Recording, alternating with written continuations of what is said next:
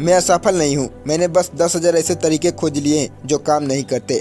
Thomas Alva Edison. Electronic bulb का आविष्कार Thomas Alva Edison ने किया था, जिससे सारा जगत उजाला रहता है।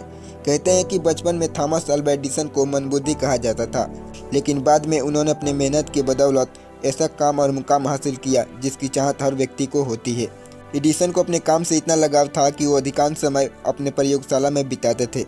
इसका परिणाम ये निकला कि बल्ब के साथ एडिसन ने सैकड़ों आविष्कार इस दुनिया को दिए। आज हम इस महान साइंटिस्ट थॉमस अल्वा एडिसन के सफलता का राज जानेंगे।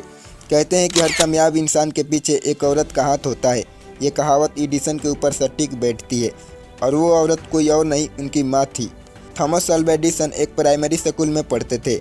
वो एक दिन स्कूल से घर आए और कागज़ देते हुए कहा, ये टीचर ने दिया है। कागज़ पढ़कर माँ के आंखों में आंसू आ गए।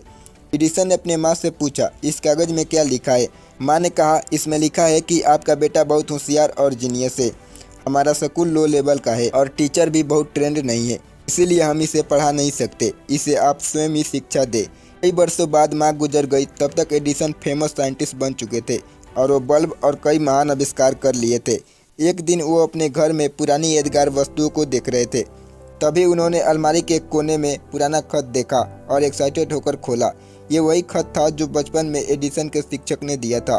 उसमें लिखा था, आपका बेटा मंदबुद्धि है, यानी भौतिक गुणों पर काफ़ी कमज़ोर है, उसे अब स्कूल ना भेजें। आपका बेटा थॉमस अल्वा एडिसन हमारी स्कूल के लायक नहीं है।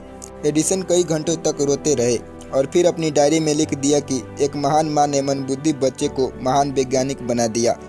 यही पॉजिटिव पेरेंट्स की रियल पावर है। दोस्तों, जो उस खत में लिखा था वही एडिसन के माँ ने उनको बता दिया होता तो शायद आज थॉमस अल्वा एडिसन इतने महान वैज्ञानिक नहीं बन पाते। लेकिन उनकी माँ ने उनके अंदर एक आत्मविश्वास भरा